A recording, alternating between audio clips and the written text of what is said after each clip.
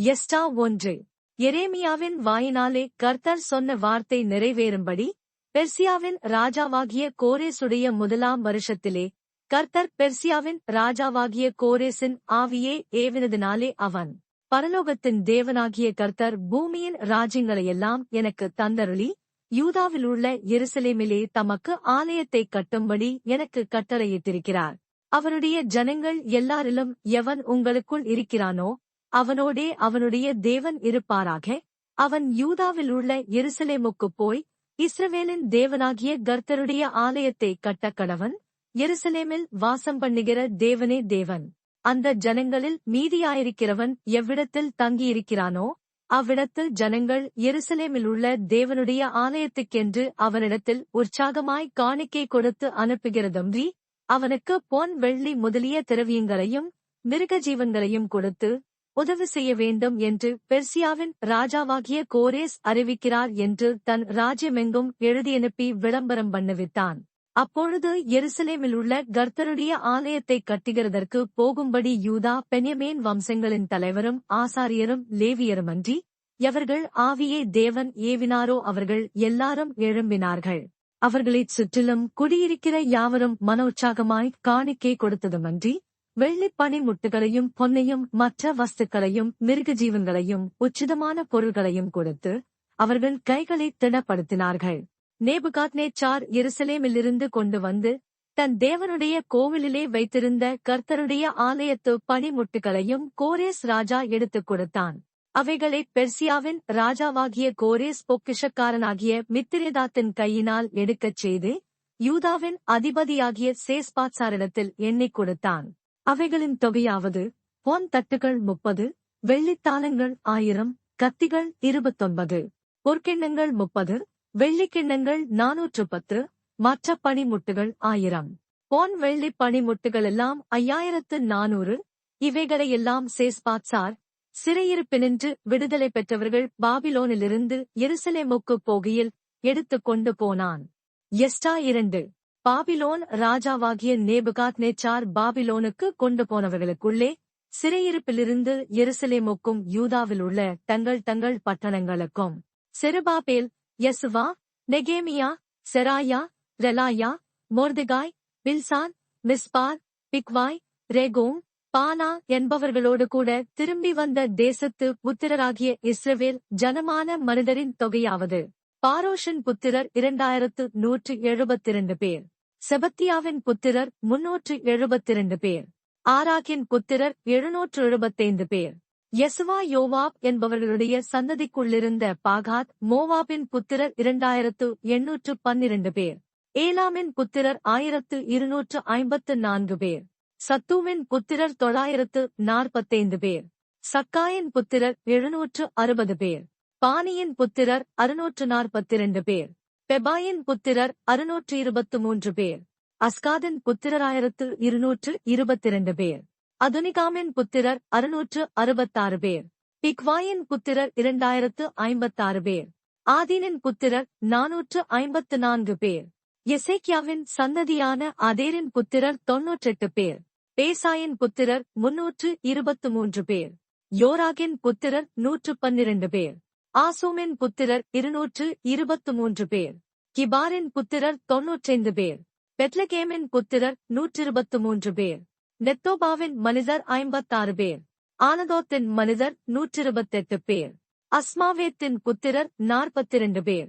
கீரியாத்யாரீம், Chephirah, Beeroth என்பவைகளின் புத்திரர் 743 பேர். ராமா, காபா என்பவைகளின் புத்திரர் 621 பேர். மிக்மாசின் மனிதர் 122 பேர். பெத்தேல், ஆயி என்பவைகளின் மனிதர் 623 பேர். நேபோவின் புத்திரர் 52 பேர். மக்பீஷின் புத்திரர் 186 பேர். மற்ற ஏலாமின் புத்திரர் 1254 பேர்.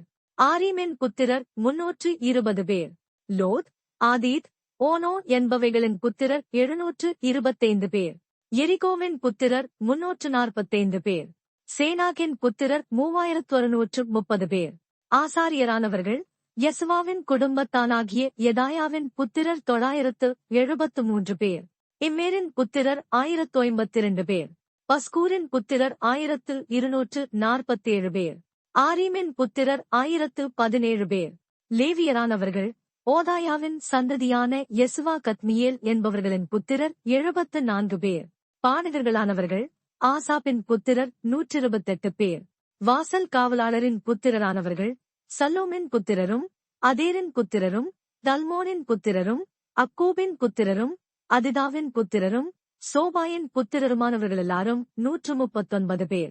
நிதனீமியரானவர்கள் சீகாவின் புத்திரர் அசுபாவின் புத்திரர் தபாகோத்தின் புத்திரர் கேரோசின் புத்திரர் சியாகாவின் புத்திரர் பாதோரின் புத்திரர் லெபானாகின் புத்திரர் அகாபாவின் புத்திரர் அக்கூபின் புத்திரர் ஆகாபின் புத்திரர் சல்மாயின் புத்திரர் ஆனானின் புத்திரர் கித்தேலின் புத்திரர் காகாரின் புத்திரர் ராயாகின் புத்திரர் ரேத்சீனின் புத்திரர் நெகோதாவின் புத்திரர் காசாமின் புத்திரர் ஊசாவின் புத்திரர் பாசியாகின் புத்திரர் பேசாயின் புத்திரர் அஸ்னாவின் புத்திரர் மெயோனீமின் புத்திரர் நெபுசீமின் புத்திரர் பக்போக்கின் புத்திரர் அகுபாவின் புத்திரர் அர்கூரின் புத்திரர் பஸ்லூதின் புத்திரர் மெகிதாவின் புத்திரர் அர்ஷாவின் புத்திரர் பர்கோசின் புத்திரர் சிசராவின் புத்திரர் தாமாவின் புத்திரர் நெச்சியாவின் புத்திரர் அதிபாவின் புத்திரருமே. சாலுமோனுடைய வேலையாட்களின் புத்திரரானவர்கள் சோதாயின் புத்திரர் சொபெரெத்தின் புத்திரர் பெருதாவின் புத்திரர் யாலாகின் புத்திரர் தர்கோனின் புத்திரர் கித்தேலின் புத்திரர் செபத்தியாவின் புத்திரர் அத்தீலின் புத்திரர் செபாயிமில் உள்ள பொகிரேத்தின் புத்திரர் ஆமியின் புத்திரருமே. நிதனீமியரும் சாலுமோனுடைய வேலையாட்களின் புத்திரரும் எல்லாரும் 392 பேர். தெல்மெலாகிலும் தெலர்சாவிலும் கேருபிலும் ஆதோனிலும் இம்மோரிலுமிருந்து வந்து தாங்கள் இஸ்ரவேலர் என்று தங்கள் பிதாக்களின் வம்சத்தையும் தங்கள் பூர்வோத்தரத்தையும் சொல்ல மாட்டாமல் இருந்தவர்கள். தெலாயாவின் புத்திரர் தொபியாவின் புத்திரர் நெகோதாவின் புத்திரர் ஆகஸ்டு 652 பேர்.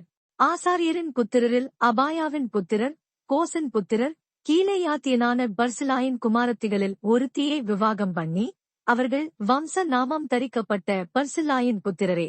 இவர்கள் தங்கள் வம்ச அட்டவணையை தேடி அதை காணாமற் போய் ஆசாரிய ஊழியத்திற்கு விலக்கமானவர்கள் என்று எண்ணப்பட்டார்கள். ஊரீம் தும்மீம் என்பவைகளுள்ள ஒரு ஆசாரியன் எழும்பு மட்டும் இவர்கள் மகா பரிசுத்தமானதிலே புசிக்கத்தகாதென்று திர்ஷாதா அவர்களுக்குச் சொன்னான். சபையார் எல்லாரும் ஏகத்திற்கு 40,360 பேராயிருந்தார்கள். அவர்களைத் தவிர 7,337 பேரான அவர்களுடைய வேலைக்காரரும் வேலைக்காரிகளும் 200 பாடகரும் பாடகிகளும் அவர்களுக்கு இருந்தார்கள். அவர்களுடைய குதிரைகள் 736, அவர்களுடைய கோவேறு கழுதைகள் 245, அவர்களுடைய ஒட்டகங்கள் 435, கழுதைகள் 6,720. வம்சங்களின் தலைவரில் சிலர் எருசலேமில் உள்ள கர்த்தருடைய ஆலயத்துக்கு வந்தபோது தேவனுடைய ஆலயத்தை அதன் ஸ்தானத்திலே எடுப்பிக்கும்படிக்கு அதற்காக மனோற்சாகமாய் காணிக்கைகளை கொடுத்தார்கள். அவர்கள் தங்கள் சக்திக்குத்தக்கதாக திருப்பணி பொக்கிஷத்திற்கு 61,000 தங்கக் காசையும் 5,000 இராத்தல் வெள்ளியையும் 100 ஆசாரிய வஸ்திரங்களையும் கொடுத்தார்கள். ஆசாரியரும் லேவியரும் ஜனங்களில் சிலரும் பாடகரும் வாசல் காவலாளரும் நிதனீமியரும் தங்கள் தங்கள் பட்டணங்களிலும் இஸ்ரவேலர் எல்லாரும் தங்கள் தங்கள் பட்டணங்களில் குடியேறினார்கள். எஸ்டா 3. இஸ்ரவேல் புத்திரர் பட்டணங்களிலே குடியேறி 7ஆம் மாதமான போது ஜனங்கள் ஏகோபித்து எருசலேமிலே கூடினார்கள். அப்பொழுது யோசதாக்கின் குமாரனாகிய யெசுவாவும் அவன் சகோதரராகிய ஆசாரியரும் செயல்தியேலின் குமாரனாகிய செருபாபேலும் அவன் சகோதரரும் எழும்பி தேவனுடைய மனிதனாகிய மோசேயின் நியாயப்பிரமாணத்தில் எழுதியிருக்கிறபடி சர்வாங்க தகனங்களை பலியிடும்படிக்கு இஸ்ரவேலுடைய தேவரின் பலிபீடத்தை கட்டினார்கள். அவர்கள் அத்தேசத்தின் ஜனங்களுக்கு பயந்ததினால் பலிபீடத்தை அதன் ஆதாரங்களின் மேல் ஸ்தாபித்து அதன் மேல் அவர்கள் கர்த்தருக்கு அந்துசந்தி சர்வாங்க தகன பலிகளை செலுத்தினார்கள். எழுதியிருக்கிறபடியே அவர்கள் கூடார பண்டிகையை ஆசரித்து நித்திய நியமத்தின்படியும் அன்றாடக கணக்கின்படியும் ஒவ்வொரு நாளிலும் பலியிட்டார்கள். அதற்கு பின்பு நித்தமும் மாதப்பிறப்புகளிலும் கர்த்தருடைய சகல பரிசுத்த பண்டிகைகளிலும் செலுத்தும் சர்வாங்க தகன பலியையும் கர்த்தருக்கு அவரவர் செலுத்தும் உற்சாக பலியையும் செலுத்தினார்கள். 7ஆம் மாதம் முதல் தேதியில் கர்த்தருக்கு சர்வாங்க தகன பலிகளை செலுத்தத் தொடங்கினார்கள். ஆனாலும் கர்த்தருடைய ஆலயத்தின் அஸ்திபாரம் இன்னும் போடப்படவில்லை. அப்பொழுது பெர்சியாவின் ராஜாவாகிய கோரேஸ் தங்களுக்கு பிறப்பித்த உத்தரவின்படியே அவர்கள் கல்தச்சருக்கும் தச்சருக்கும் பணத்தையும் லீபனோனிலிருந்து கேதுரு மரங்களைச் சமுத்திர வழியாய் யோபா மட்டும் கொண்டுவரச் சீதோனியருக்கும் தீரியருக்கும் போஜனபானத்தையும் எண்ணெயையும் கொடுத்தார்கள். அவர்கள் எருசலேமில் உள்ள தேவனுடைய ஆலயத்திற்கு வந்த 2ஆம் வருஷம் 2ஆம் மாதத்திலே செயல்தியேலின் குமாரனாகிய செருபாபேலும் யோசதாக்கின் குமாரனாகிய யெசுவாவும் மற்றுமுள்ள அவர்கள் சகோதரராகிய ஆசாரியரும் லேவியரும் சிறையிருப்பிலிருந்து எருசலேமுக்கு வந்த அனைவரும் ஆரம்பஞ்செய்து 20 வயது முதல் அதற்கு மேற்பட்ட லேவியரை கர்த்தருடைய ஆலயத்தின் வேலையை நடத்தும்படி வைத்தார்கள். அப்படியே தேவனுடைய ஆலயத்தின் வேலையைச் செய்கிறவர்களை நடத்தும்படி யெசுவாவும் அவன் குமாரரும் சகோதரரும் கத்மியேலும் அவன் குமாரரும் யூதாவின் குமாரரும் யனாதாத்தின் குமாரரும் அவர்கள் சகோதரராகிய லேவியரும் ஒருமனப்பட்டு நின்றார்கள். சிற்பாசாரிகள் கர்த்தருடைய ஆலயத்திற்கு அஸ்திபாரம் போடுகிறபோது இஸ்ரவேல் ராஜாவாகிய தாவீதுடைய கட்டளையின்படியே கர்த்தரை துதிக்கும்படிக்கு வஸ்திரங்கள் தரிக்கப்பட்டு பூரிகைகளை ஊதுகிற ஆசாரியரையும் தாளங்களை கொட்டுகிற ஆசாபின் குமாரராகிய லேவியரையும் நிறுத்தினார்கள். கர்த்தர் நல்லவர், இஸ்ரவேலின் மேல் அவருடைய கிருபை என்றுமுள்ளது என்று அவரை புகழ்ந்து துதிக்கையில் மாறி மாறி பாடினார்கள். கர்த்தரை துதிக்கையில் ஜனங்கள் எல்லாரும் கர்த்தருடைய ஆலயத்தின் அஸ்திபாரம் போடப்படுகிறது நிமித்தம் மகா கம்பீரமாய் ஆரவாரித்தார்கள். முந்தின ஆலயத்தைக் கண்டிருந்த முதிர்வயதான ஆசாரியரிலும் லேவியரிலும் பிதாக்கள் வம்சங்களின் தலைவரிலும் அநேகர் இந்த ஆலயத்துக்கு தங்கள் கண்களுக்கு முன்பாக அஸ்திபாரம் போடப்படுகிறதைக் கண்டபோது மகா சத்தமிட்டு அழுதார்கள். வேறே அநேகம் பேரோ கெம்பீர சந்தோஷமாய் ஆர்ப்பரித்தார்கள். ஜனங்கள் மகா கெம்பீரமாய் ஆர்ப்பரிக்கிறதினால் அவர்கள் சத்தம் வெகுதூரம் கேட்கப்பட்டது. ஆனாலும் சந்தோஷ ஆரவாரத்தின் சத்தம் இன்னதென்றும் ஜனங்களுடைய அழுகையின் சத்தம் இன்னதென்றும் பகுத்தறியக்கூடாதிருந்தது. எஸ்டா 4. சிறையிருப்பிலிருந்து வந்த ஜனங்கள் இஸ்ரவேலின் தேவனாகிய கர்த்தருக்கு ஆலயத்தை கட்டுகிறார்கள் என்று யூதாவுக்கும் பென்யமீனுக்கும் இருந்த சத்துருக்கள் கேள்விப்பட்டபோது அவர்கள் செருபாபேலிடத்துக்கும் தலைவரான பிதாக்களிடத்துக்கும் வந்து, உங்களோடே கூட நாங்களும் கட்டுவோம், உங்களைப் போல நாங்களும் உங்கள் தேவரை நாடுவோம், இவ்விடத்துக்கு எங்களை வரப்பண்ணின அசீரியாவின் ராஜாவாகிய எசரத்தோன் நாட்கள் முதற்கொண்டு அவருக்கு நாங்களும் பலியிட்டு வருகிறோம் என்று அவர்களோடே சொன்னார்கள். அதற்கு செருபாபேலும் யெசுவாவும் இஸ்ரவேலில் மற்றுமுள்ள தலைவரான பிதாக்களும் அவர்களை நோக்கி, எங்கள் தேவனுக்கு ஆலயத்தை கட்டுகிறதற்கு உங்களுக்கும் எங்களுக்கும் சம்பந்தமில்லை. பெர்சியாவின் ராஜாவாகிய கோரேஸ் ராஜா எங்களுக்கு கட்டளையிட்டபடி நாங்களே இஸ்ரவேலின் தேவனாகிய கர்த்தருக்கு அதை கட்டுவோம் என்றார்கள். அதனால் அந்த தேசத்து ஜனங்கள் யூதா ஜனத்தின் கைகளை தளர பண்ணி கட்டாதபடிக்கு அவர்களை சங்கடப்படுத்தி பெர்சியாவின் ராஜாவாகிய கோரேசின் காலம் முழுதும் தரியு என்னும் பெர்சியா ராஜா அரசாண்ட காலம் மட்டும் அவர்கள் யோசனையை அவத்தமாக்கும்படி அவர்களுக்கு விரோதமாய் ஆலோசனைக்காரருக்கு கைக்கூலி கட்டினார்கள். அகாஸ்வேரு அரசாளுகிறபோது அவனுடைய ராஜ்யபாரத்தின் துவக்கத்திலே யூதாவிலும் எருசலேமிலும் குடியிருக்கிறவர்களுக்கு விரோதமாக பிரியாது எழுதினார்கள். அர்தசஷ்டாவின் நாட்களிலும் விஸ்லாமும் மித்திரேதாத்தும் தாபியேலும் மற்றுமுள்ள அவர்கள் வகையராவும் பெர்சியா ராஜாவான அர்தசஷ்டாவுக்கு ஒரு மனு எழுதினார்கள். அந்த மனு சீரிய எழுத்திலும் சீரிய பாஷையிலும் எழுதியிருந்தது. ஆலோசனை தலைவனாகிய ரெகூமும் கணக்கனாகிய சிம்சாவும் எருசலேமுக்கு விரோதமாக அர்தசஷ்டா என்னும் ராஜாவுக்கு எழுதின மனுவிலே கையொப்பம் போட்டவர்கள் யாரென்றால், ஆலோசனை தலைவனாகிய ரெகூமும் கணக்கனாகிய சிம்சாயும் மற்றுமுள்ள அவர்கள் வகையராவாகிய தீனாவியர், அபச்சாத்தியர், தர்பேலியர், அப்பாசியர், அர்கேவியர், பாபிலோனியர், சூஷங்கியர், தெகாவியர், ஏலாமியரானவர்களும் பெரியவரும் பேர் பெற்றவருமான அஸ்னாப்பார் அவ்விடங்களிலிருந்து அழைத்துக் கொண்டு வந்து சமாரியாவின் பட்டணத்திலே குடியேற பண்ணின மற்ற ஜனங்களும் நதிக்கு இப்பாலே இருக்கிற மற்ற ஜனங்களுமே. அவர்கள் அர்தசஷ்டா என்னும் ராஜாவுக்கு அனுப்பின மனுவின் நகலாவது, நதிக்கு இப்புறத்தில் இருக்கிற உமது அடியார் முதலானவர்கள் அறிவிக்கிறது என்னவென்றால், உம்மிடத்திலிருந்து எங்களிடத்திற்கு வந்த யூதர் எருசலேமிலே கூடி கலகமும் பொல்லாப்புமான அந்த பட்டணத்திற்கு அஸ்திபாரங்களை இணைத்து அதன் மதில்களை எழுப்பிக் கட்டுகிறார்கள் என்பது ராஜாவுக்கு அறியலாவதாக. இப்போதும் இந்த பட்டணம் கட்டப்பட்டு அலங்கங்கள் எடுப்பிக்கப்பட்டு தீர்ந்தால் அவர்கள் பகுதியையும் தீர்வையையும் ஆயத்தையும் கொடுக்க மாட்டார்கள். அதனால் ராஜாக்களின் வருமானத்திற்கு நஷ்டம் வரும் என்று ராஜாவுக்கு அறியலாவதாக. இப்போதும் நாங்கள் அரமனை உப்பு தின்கிறபடியினால் ராஜாவுக்கு குறைவு வர பார்த்திருக்கிறது எங்களுக்கு அடாத காரியம். ஆகையால் நாங்கள் இதை அனுப்பி ராஜாவுக்கு தெரியப்படுத்துகிறோம். உம்முடைய பிதாக்களின் நடபடி புஸ்தகங்களில் சோதித்துப் பார்க்க உத்தரவாக வேண்டும். அப்பொழுது இந்த பட்டணமும் கலகமும் ராஜாக்களுக்கும் சீமைகளுக்கும் நஷ்டமும் உண்டாக்குகிற பட்டணம் என்றும் பூர்வகாலம் முதல் கலாதி உள்ளதாயிருந்தபடியினால் இந்த பட்டணம் பாழ்கடிக்கப்பட்டது என்றும் அந்த நடபடி புஸ்தகங்களில் கண்டறியலாம். ஆகையால் இந்த பட்டணம் கட்டப்பட்டு இதன் அலங்கங்கள் எடுப்பிக்கப்பட்டு தீர்ந்தால் நதிக்கு இப்புறத்திலே உமக்கு ஒன்றும் இராதே போம் என்பதை ராஜாவுக்கு அறியப்படுத்துகிறோம் என்று எழுதி அனுப்பினார்கள். அப்பொழுது ராஜா ஆலோசனை தலைவனாகிய ரெகூமுக்கும் கணக்கனாகிய சிம்சாய்க்கும் சமாரியாவில் குடியிருக்கிற மற்றுமுள்ள அவர்களுடைய வகையராவுக்கும் நதிக்கு அப்புறத்தில் இருக்கிற மற்றவர்களுக்கும் எழுதியனுப்பின பிரதியுத்தரமாவது, உங்களுக்கு சமாதானம்.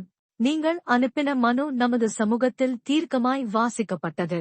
நம்முடைய உத்தரவினால் சோதித்துப் பார்க்கும்போது அந்த பட்டணம் பூர்வகாலம் முதல் ராஜாக்களுக்கு விரோதமாய் எழும்பினது என்றும் அதிலே கலகமும் ராஜதுரோகமும் காணப்பட்டது என்றும் எருசலேமில் வல்லமையுள்ள ராஜாக்கள் இருந்தார்கள் என்றும் அவர்கள் நதிக்கு அப்புறத்தில் இருக்கிற சகல தேசங்களையும் ஆண்டு வந்தார்கள் என்றும் பகுதியும் தீர்வையும் ஆயமும் அவர்களுக்கு செலுத்தப்பட்டது என்றும் தெரிய வருகிறது. இப்பொழுதும் நம்மிடத்திலிருந்து மறுதரவு பிறக்கும் வரையும் அந்த மனிதர் அந்த பட்டணத்தை கட்டாமல் நிறுத்திவிடும்படி கட்டளையிடுங்கள். இதிலே நீங்கள் தவறாதபடி எச்சரிக்கையாயிருங்கள். ராஜாக்களுக்கு நஷ்டமும் சேதமும் வரவேண்டியது என்ன என்று எழுதி அனுப்பினான். ராஜாவாகிய அர்தசஷ்டாவுடைய உத்தரவின் நகல் ரெகூமுக்கும் கணக்கனாகிய சிம்சாய்க்கும் அவர்கள் வகையராவுக்கு முன்பாக வாசிக்கப்பட்ட போது அவர்கள் தீவிரத்துடனே எருசலேமிலிருக்கிற யூதரிடத்திற்குப் போய் பலவந்தத்தோடும் கட்டாயத்தோடும் அவர்களை வேலை செய்யாதபடிக்கு நிறுத்திப் போட்டார்கள். அப்பொழுது எருசலேமில் உள்ள தேவனுடைய ஆலயத்தின் வேலை தடைப்பட்டு பெர்சியாவின் ராஜாவாகிய தரியு ராஜ்யபாரம் பண்ணின 2ஆம் வருஷம் மட்டும் நிறுத்தப்பட்டிருந்தது. எஸ்டா 5. அப்பொழுது ஆகாய் தீர்க்கதரிசியும் இத்தோவின் குமாரனாகிய சகரியா என்னும் தீர்க்கதரிசியும் யூதாவிலும் எருசலேமிலும் உள்ள யூதருக்கு இஸ்ரவேல் தேவனின் நாமத்திலே தீர்க்கதரிசனம் சொன்னார்கள். அப்பொழுது செயல்தியேலின் குமாரனாகிய செருபாபேலும் யோசதாக்கின் குமாரனாகிய யெசுவாவும் எழும்பி எருசலேமில் உள்ள தேவனுடைய ஆலயத்தை கட்டத் தொடங்கினார்கள். அவர்களுக்கு திடன் சொல்ல தேவனுடைய தீர்க்கதரிசிகளும் இருந்தார்கள். அக்காலத்திலே நதிக்கு இப்புறத்தில் இருக்கிற நாடுகளுக்கு அதிபதியாகிய தத்னாய் என்பவனும் சேத்தார் புஸ்னாயும் அவர்கள் வகையராவும் அவர்களிடத்துக்கு வந்து, இந்த ஆலயத்தை கட்டவும் இந்த மதிலை எடுப்பிக்கவும் உங்களுக்கு கட்டளையிட்டவன் யார் என்று அவர்களை கேட்டார்கள். அப்பொழுது அதற்கு ஏற்ற உத்தரவையும் இந்த மாளிகையை கட்டுகிற மனிதரின் நாமங்களையும் அவர்களுக்கு சொன்னோம். ஆனாலும் இந்த செய்தி தரியுவினிடத்திற்கு போய் எட்டுகிற வரைக்கும் இவர்கள் யூதருடைய மூப்பரின் வேலையை தடுக்காதபடிக்கு அவர்களுடைய தேவனின் கண் அவர்கள் மேல் வைக்கப்பட்டிருந்தது. அப்பொழுது இதை குறித்து அவர்கள் சொன்ன மறுமொழியை கடிதத்தில் எழுதியனுப்பினார்கள். நதிக்கு இப்புறத்திலிருக்கிற தத்னாய் என்னும் தேசாதிபதியும் சேத்தார் புஸ்னாயும் நதிக்கு இப்புறத்திலிருக்கிற அப்பர்ச்சாகியரான அவன் வகையராவும் ராஜாவாகிய தரியுவுக்கு எழுதியனுப்பின கடிதத்தின் நகலாவது, ராஜாவாகிய தரியுவுக்கு சகல சமாதானமும் உண்டாவதாக. நாங்கள் யூதர் சீமையில் உள்ள மகாதேவனுடைய ஆலயத்துக்குப் போனோம். அது பெருங்கற்களால் கட்டப்படுகிறது. மதில்களின் மேல் உத்திரங்கள் பாய்ச்சப்பட்டு அந்த வேலை துரிசாய் நடந்து அவர்களுக்கு கைகூடி வருகிறதென்பது ராஜாவுக்கு தெரியலாவதாக. அப்பொழுது நாங்கள் அவர்கள் மூப்பர்களை நோக்கி, இந்த ஆலயத்தை கட்டவும் இந்த மதிலை எடுப்பிக்கவும் உங்களுக்கு கட்டளையிட்டது யார் என்று கேட்டோம்.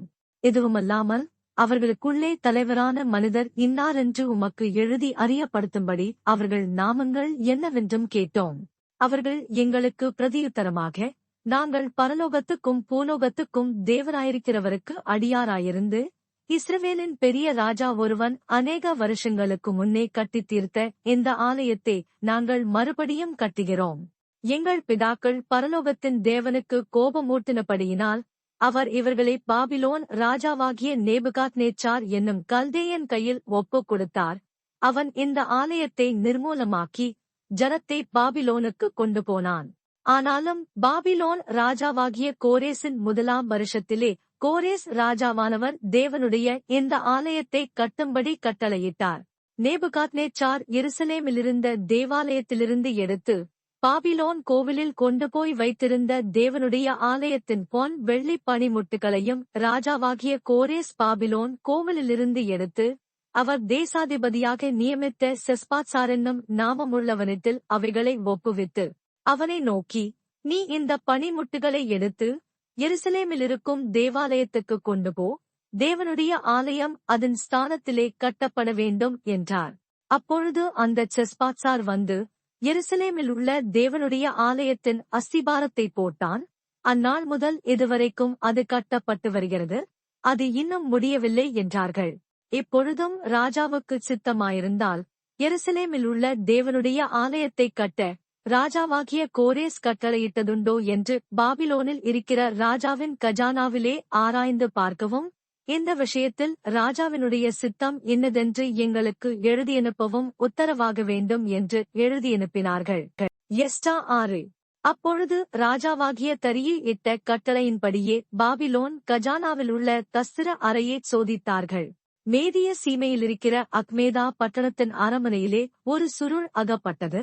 அதிலே எழுதியிருந்த விபரமாவது: ராஜாவாகிய கோரேசின் முதலாம் வருஷத்தில் கோரேஸ் ராஜா எருசலேமிலிருந்த தேவாலயத்தை குறித்து பிறப்பித்த உத்தரவு என்னவென்றால், தேவாலயமானது பலி செலுத்தப்பட்டு வந்த ஸ்தானத்திலே கட்டப்பட கடவது, அதன் அஸ்திபாரங்கள் பலமாயிருப்பதாக, அது 60 முழ உயரமும் 60 முழ அகலமுமாயிருக்க வேண்டும். அது 3 வரிசை பெரிங்கற்களாலும் ஒரு மற்ற வரிசை புது உத்திரங்களாலும் கட்டப்பட கடவது. அதற்கு செல்லும் செலவு ராஜாவின் அரமனையிலிருந்து கொடுக்கப்படுவதாக. அன்றியும் நேபுகாத்நேச்சார் எருசலேமிலிருந்த ஆலயத்திலிருந்து எடுத்து பாபிலோனுக்கு கொண்டு வந்த தேவனுடைய ஆலயத்துக்கடுத்த பொன் வெள்ளி பணிமுட்டுகள் எருசலேமில் உள்ள தேவாலயமாகிய தங்கள் ஸ்தானத்திற்கு போய்ச் சேரும்படிக்கு திரும்ப கொடுக்கப்படக்கவது, அவைகளை தேவனுடைய ஆலயத்துக்கு கொண்டு போக கடவர்கள் என்று எழுதியிருந்தது. அப்பொழுது தரியு ராஜா எழுதியனுப்பினதாவது: இப்பொழுதும் நதிக்கு அப்புறத்திலிருக்கிற தேசாதிபதியாகிய தத்னாயும் சேத்தார்புஸ்னாயுமாகிய நீங்களும், நதிக்கு அப்புறத்திலிருக்கிற அப்பாச்சாகியரான உங்கள் வகையரா யாவரும் அவ்விடத்தை விட்டு விலகியிருங்கள். தேவனுடைய ஆலயத்தின் வேலையை அவர்கள் செய்யட்டும். யூதருடைய அதிபதியும் யூதரின் மூப்பரும் தேவனுடைய ஆலயத்தை அதன் ஸ்தானத்திலே கட்டக்கடவர்கள். தேவனுடைய ஆலயத்தை யூதரின் மூப்பர் கட்டும் விஷயத்தில் நீங்கள் அவர்களுக்கு செய்யத்தக்கதாய் நம்மால் உண்டான கட்டளை என்னவென்றால், அந்த மனிதருக்கு தடை உண்டாகாதபடிக்கு நதிக்கு அப்புறத்தில் வாங்கப்படும் பகுதியாகிய ராஜாவின் திரவியத்திலே அவர்களுக்கு தாமதமில்லாமல் செல்லும் செலவு கொடுக்க வேண்டும். பரலோகத்தின் தேவனுக்கு சர்வாங்க தகன பலிகளையிற் தேவையான இளங்காரைகள், ஆட்டுக்கடாக்கள், ஆட்டுக்குட்டிகள், கோதுமை, உப்பு, திராட்சரசம், எண்ணெய் முதலானவை தினந்தினம் அவர்கள் சொற்படி தாழ்ச்சியில்லாமல் கொடுக்கப்படக்கவது. எருசலேமிலிருக்கிற ஆசாரியர்கள் பரலோகத்தின் தேவனுக்கு சுகந்த வாசனையான பலிகளைச் செலுத்தி ராஜாவுக்கும் அவர் குமாரருக்கும் தீர்க்காயுசுண்டாக மன்றாடும்படிக்கு இப்படி செய்யப்படுவதாக. பின்னும் நம்மால் பிறக்கும் கட்டளை என்னவென்றால், எந்த மனிதனாவது இந்த கட்டளையை மாற்றினால் அவன் வீட்டிலிருந்து ஒரு உத்திரம் பிடுங்கி நாட்டப்பட்டு அவன் அதில் தூக்கிப் போடப்படவும், அது நிமித்தமாக அவனுடைய வீடு குப்பை மேடாக்கப்படவும் கடவுது. ஆகையால் இதை மாற்றவும், எருசலேமில் உள்ள தேவனுடைய ஆலயத்தை கெடுக்கவும், தங்கள் கையை நீட்டப்போகிற சகல ராஜாக்களையும் சகல ஜனங்களையும் தம்முடைய நாமத்தை அங்கே விளங்க பண்ணின தேவன் நிர்மூலமாக்க கடவர். தரியுவாகிய நாம் இந்த கட்டளையை கொடுத்தோம், இதன்படி ஜாக்கிரதையாய் செய்யப்பட கடவது என்று எழுதியனுப்பினான்.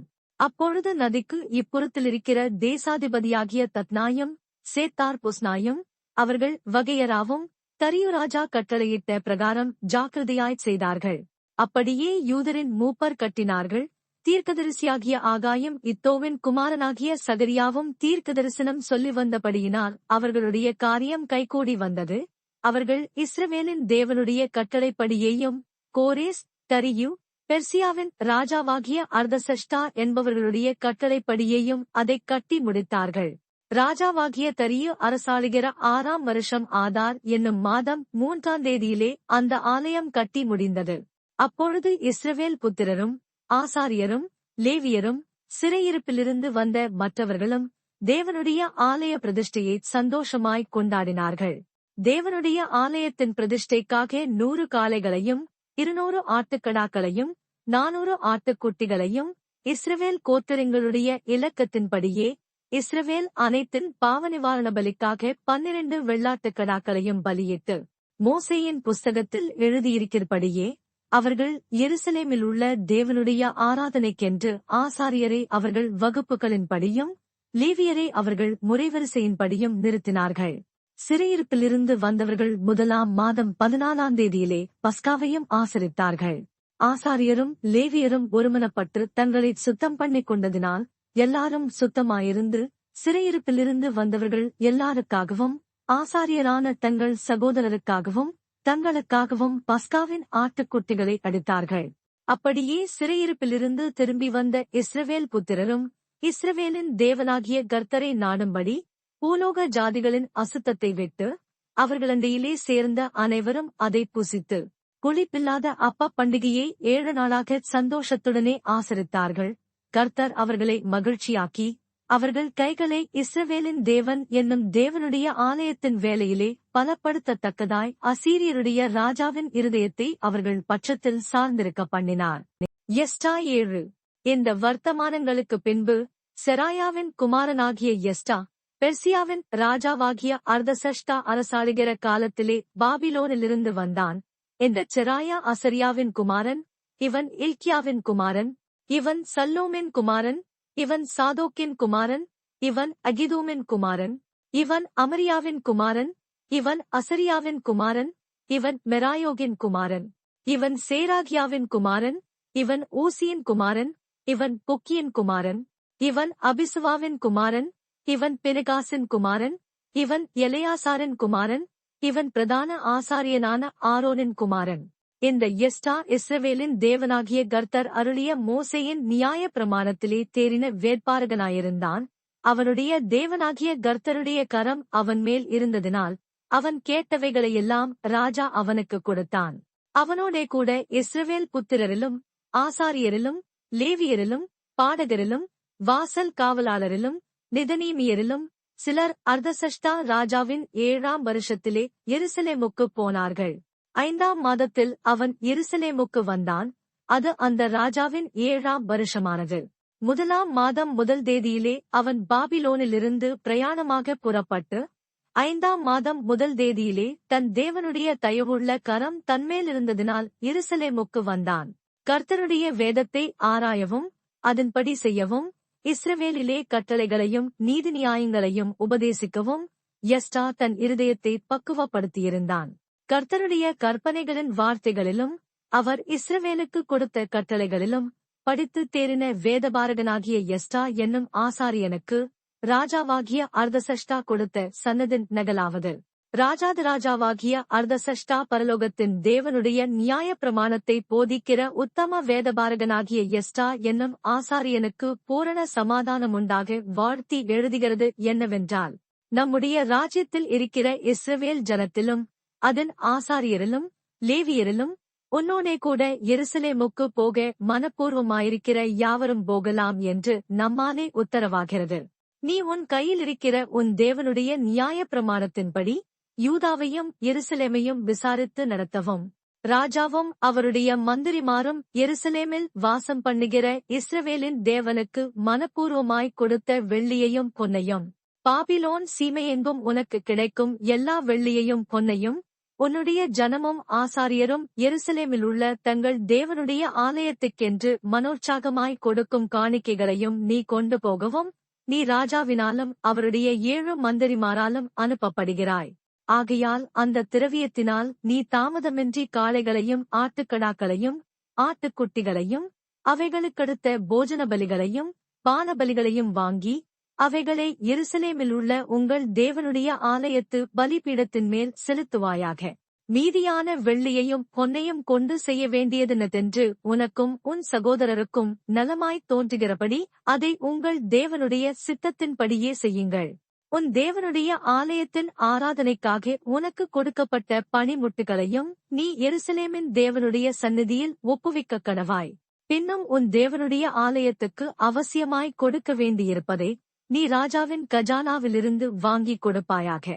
நதிக்கு அப்புறத்திலிருக்கிற எல்லா கஜான்சிகளுக்கும் அர்தசஷ்டா என்னும் ராஜாவாகிய நாம் இடுகிற கட்டளை என்னவென்றால், பரலோகத்தின் தேவனுடைய நியாயப்பிரமாணத்தை போதிக்கும் வேதபாரகனாகிய எஸ்டா என்னும் ஆசாரியன் 100 தாலந்து வெள்ளி, 100 கல கோதுமை, 100 கல திராட்சரசம், 100 கல எண்ணெய் மட்டும் உங்களைக் கேட்பவை எல்லாவற்றையும் வேண்டிய ஒப்பையும் தாமதமில்லாமல் கொடுக்கவும், பரலோகத்தின் தேவனுடைய கற்பனையின்படியே எது தேவையாயிருக்குமோ அதுவெல்லாம் பரலோகத்தின் தேவனுடைய ஆலயத்திற்கு ஜாக்கிரதையாய்ச் செலுத்தப்படவும் வேண்டும்.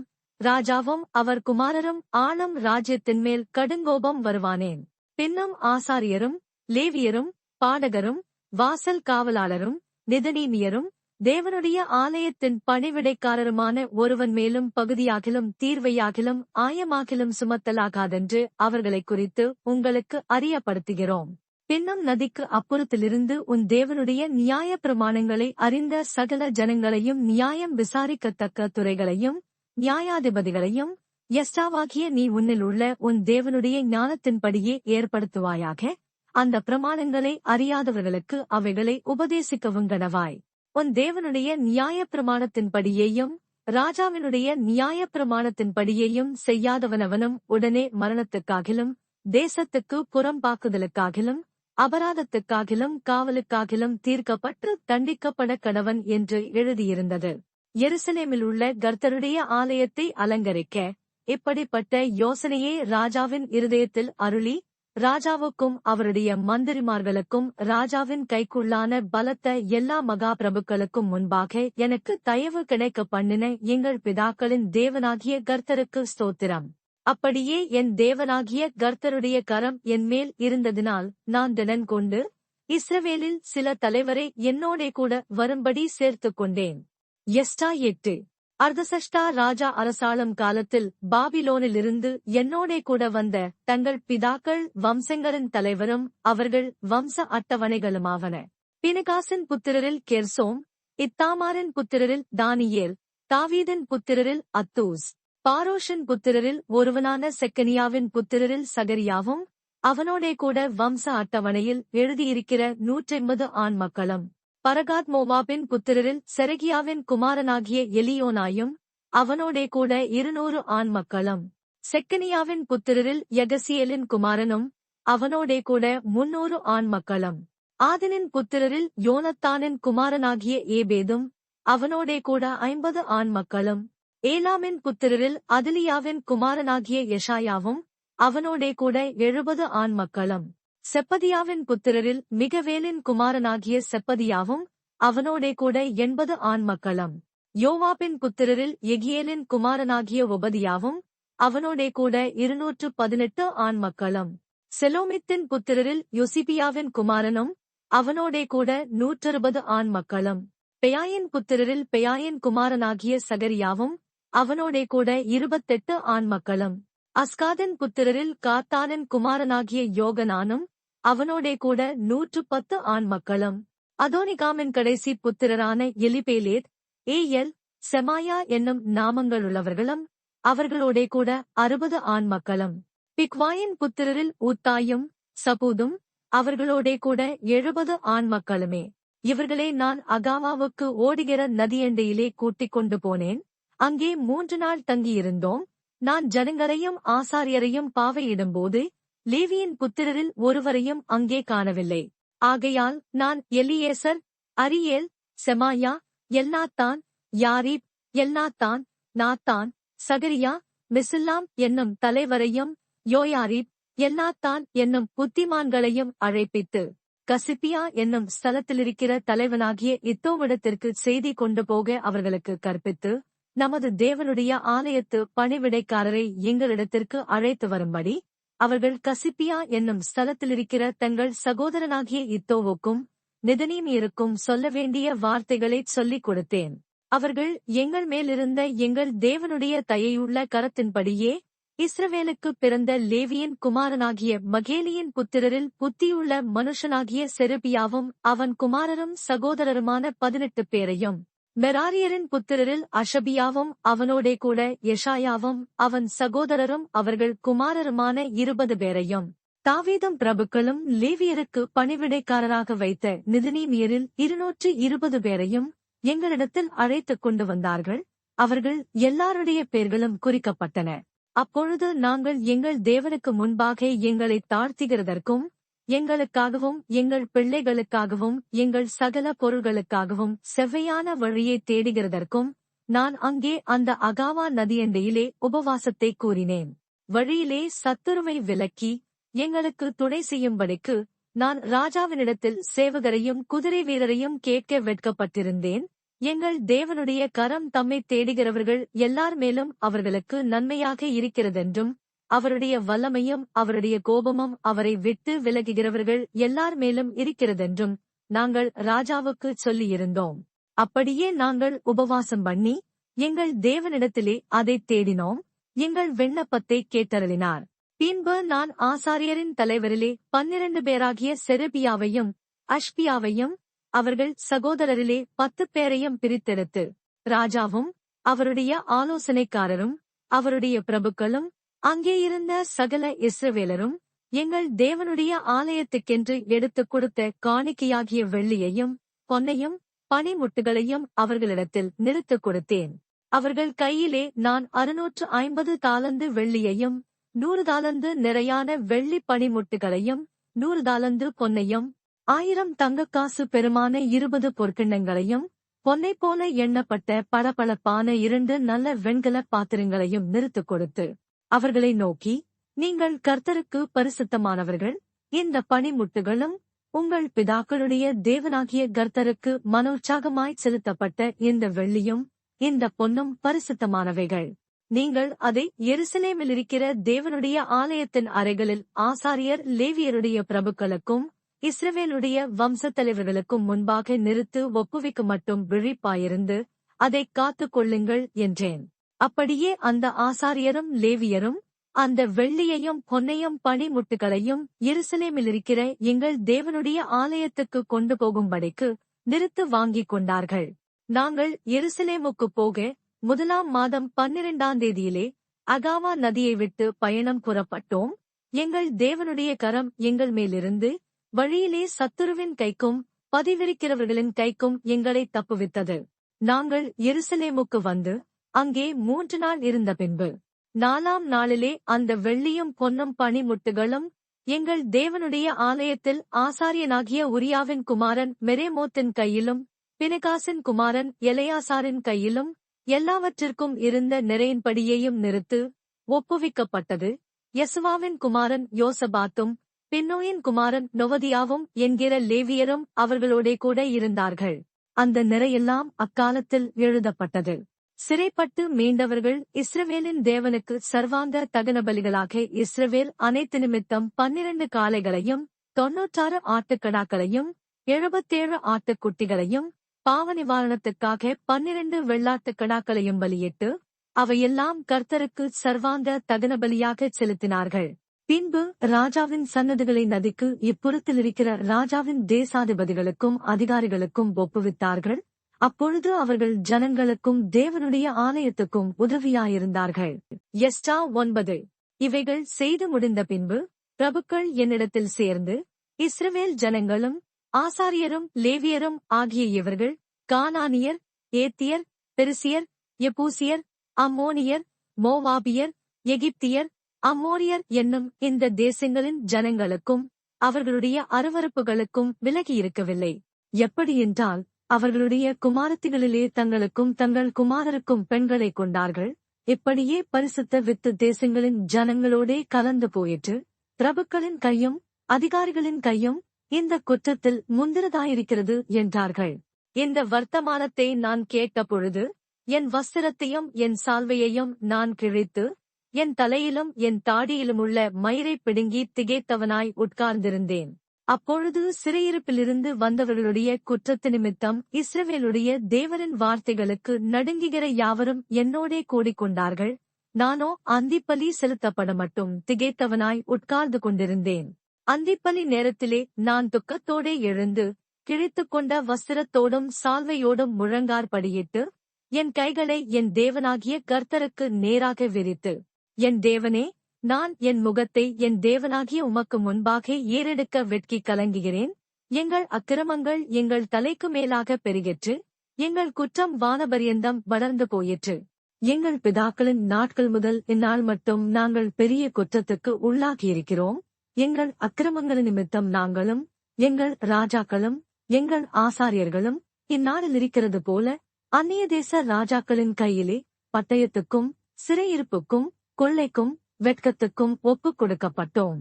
இப்பொழுதும் எங்கள் தேவனாகிய கர்த்தர் எங்களிலே தப்பின சிலரை மீதியாக வைக்கவும் தம்முடைய பரிசுத்த ஸ்தலத்தில் எங்களுக்கு ஒரு குச்சை கொடுக்கவும், இப்படியே எங்கள் தேவன் எங்கள் கண்களை பிரகாசிப்பித்து எங்கள் அடிமைத்தனத்திலே எங்களுக்கு கொஞ்சம் உயிர் கொடுக்கவும் அவராலே கொஞ்ச நேரமாவது கிருபை கிடைத்தது.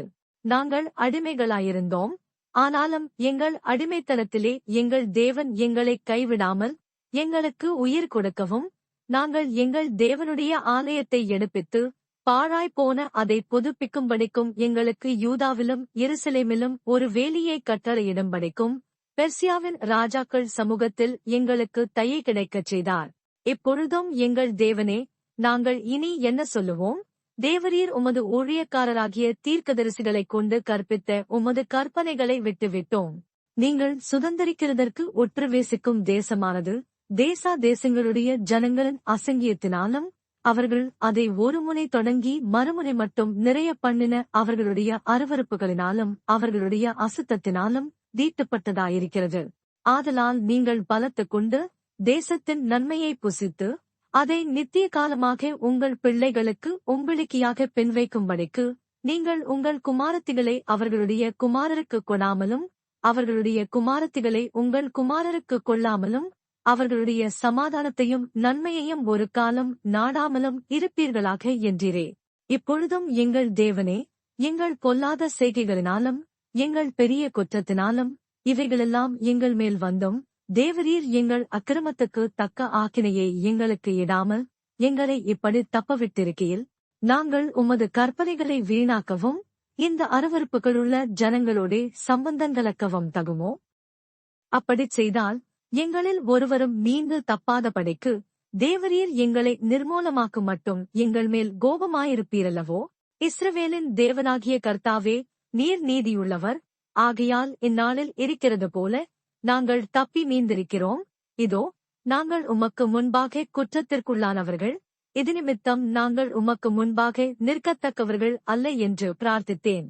எஸ்டா 10. எஸ்டா இப்படி விண்ணப்பம் பண்ணி அறிக்கையிட்டு அழுது தேவனுடைய ஆலயத்துக்கு முன்பாக தாழ விழுந்து கிடக்கையில் இஸ்ரவேலில் புருஷரும் ஸ்திரீகளும் பிள்ளைகளுமான மகா பெரிய சபை அவனிடத்தில் வந்து கூடிற்று. ஜனங்கள் மிகவும் அழுதார்கள். அப்பொழுது ஏலாமின் புத்திரரில் ஒருவனாகிய எகியேலின் குமாரன் செக்கனியா எஸ்டாவை நோக்கி, நாங்கள் தேசத்து ஜனங்களிலுள்ள அந்நிய ஸ்திரீகளைச் சேர்த்துக் கொண்டதினால் எங்கள் தேவனுக்கு விரோதமாக பாவஞ்செய்தோம். ஆகிலும் இப்பொழுது இந்த காரியத்திலே இன்னும் இஸ்ரவேலுக்காக நம்பிக்கை உண்டு. இப்பொழுதும் அந்த ஸ்திரீகள் எல்லாரையும் அவர்களிடத்தில் பிறந்தவர்களையும் என் ஆண்டவனுடைய ஆலோசனைக்கும் நமது தேவனுடைய கற்பனைக்கும் நடுங்குகிறவர்களின் ஆலோசனைக்கும் ஏற்ற பிரகாரம் அகற்றி போடுவோம் என்று நம்முடைய தேவனோடே உடன்படிக்கை பண்ண கடவோம். நியாயப்பிரமாணத்தின்படியே செய்யப்படுவதாக. எழுந்திரும், இந்த காரியத்தை நடப்பிக்கிறது உமக்கு அடுத்தது.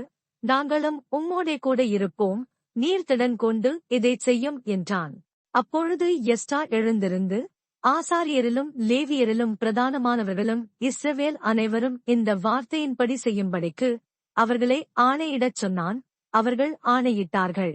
அதன் பின்பு எஸ்டா தேவனுடைய ஆலயத்துக்கு முன்னிருந்து எழுந்து எலியாசிபின் குமாரனாகிய யோகனானின் அறைக்குள் பிரவேசித்தான். அங்கே வந்தபோது அவன் சிறையிருப்பிலிருந்து வந்தவர்களுடைய குற்றத்து நிமித்தம் அப்பம் புசியாமலும் தண்ணீர் குடியாமலும் துக்கித்துக் கொண்டிருந்தான். அப்பொழுது சிறையிருப்பிலிருந்து வந்தவர்கள் எல்லாரும் எருசலேமிலே வந்து கூட வேண்டும் என்றும் 3 நாளைக்குள்ளே பிரபுக்கள் மூப்பர்களுடைய ஆலோசனையின்படியே எவனாகிலும் வராதே போனால் அவனுடைய பொருளெல்லாம் ஜப்தி செய்யப்பட்டு சிறையிருப்பிலிருந்து வந்த சபைக்கு அவன் புறம்பாக்கப்படுவான் என்றும் யூதாவிலும் எருசலேமிலும் விளம்பரம் பண்ணினார்கள். அப்படியே யூதா பென்யமீன் கோத்திரத்தார் எல்லாரும் 3 நாளைக்குள்ளே எருசலேமிலே கூடினார்கள். அது 9ஆம் மாதம் 20ஆம் தேதியாயிருந்தது. ஜனங்கள் எல்லாரும் தேவனுடைய ஆலயத்தின் வீதியிலே அந்த காரியத்தினாலும் அடைமழையினாலும் நடுங்கிக் கொண்டிருந்தார்கள். அப்பொழுது ஆசாரியனாகிய எஸ்டா எழுந்திருந்து அவர்களை நோக்கி, நீங்கள் இஸ்ரவேலின் மேலிருக்கிற குற்றத்தை அதிகரிக்க பண்ண மறுஜாதியான ஸ்திரீகளை விவாகம் பண்ணினதினால் பாவஞ்செய்தீர்கள். இப்பொழுதும் நீங்கள் உங்கள் பிதாக்களின் தேவனாகிய கர்த்தரிடத்தில் அறிக்கையிட்டு அவருடைய பிரியத்தின்படியே செய்து தேசத்தின் ஜனங்களையும் மறுஜாதியான ஸ்திரீகளையும் விட்டு விலகுங்கள் என்றான். அப்பொழுது சபையார் யாவரும் மகா சத்தத்தோடே பிரதியுத்தரமாக, ஆம், நீர் சொன்ன வார்த்தைகளின்படியே செய்ய வேண்டியதுதான். ஆனாலும் ஜனங்கள் திரளாயிருக்கிறார்கள், இது மாரிகாலமுமாயிருக்கிறது, இங்கே வெளியிலே நிற்க எங்களாலே கூடாது. இது 1 நாள் 2 நாள் வேலையல்ல. இந்த காரியத்திலே கட்டளை மீறினவர்களாகிய நாங்கள் அநேகர். ஆகையால் இதற்கு சபையெங்கும் எங்கள் பிரபுக்கள் விசாரிப்புக்காரராக வைக்கப்பட வேண்டும்.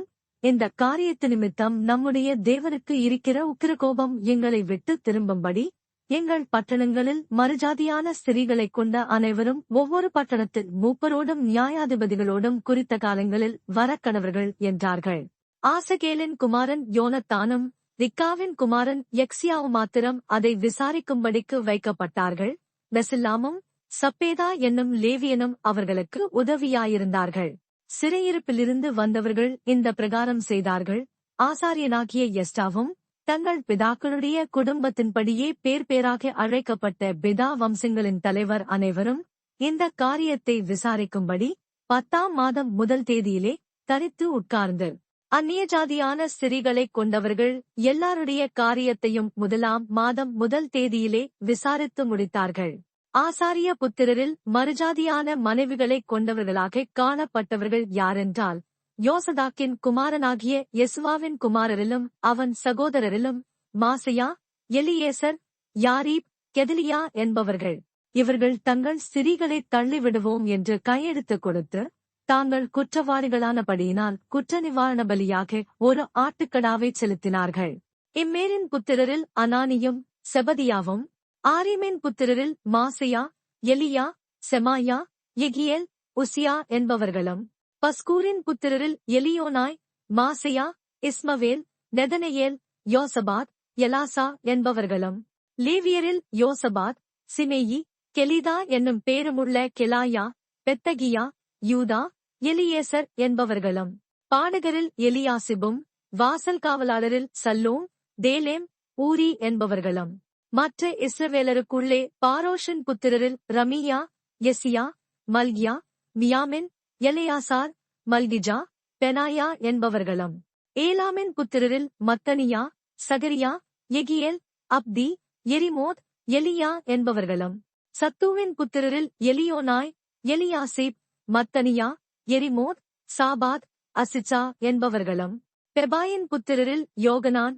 அனனியா, சாபாயி, அத்லாயி என்பவர்களும், பானியின் புத்திரரில் மெசுல்லாம், மல்லூக், அதாயா, யாசுப், செயால், ராமோத் என்பவர்களும், பாகாத் மோவாபின் புத்திரரில் அத்னா, கெலால், பெனாயா, மாசையா, மத்தனியா, பெசலெயேல், பின்னோயி, மனாசே என்பவர்களும், ஆரீமின் புத்திரரில் எலியேசர், இஷியா, மல்கியா, செமாயா, ஷிமியோன், பென்யமீன், மல்லூக், செமரியா என்பவர்களும், ஆசூமின் புத்திரரில் மத்னாயி, மத்தத்தா, சாபாத், எலிபெலேத், எரமாயி, மனாசே, சிமெயி என்பவர்களும், பானியின் புத்திரரில் Maadai, Amram, ஊவெல், Benaiah, பெதியா, கெல்லு, Vaniah, Meremoth, எலெயாசீப், மத்தனியா, மதனாய், யாசாப், பானி, பின்னூயி, சிமெயி, செலேமியா, நாத்தான், அதாயா, மக்னாத் பாயி, சாசாயி, சாராயி, அசரையேல்,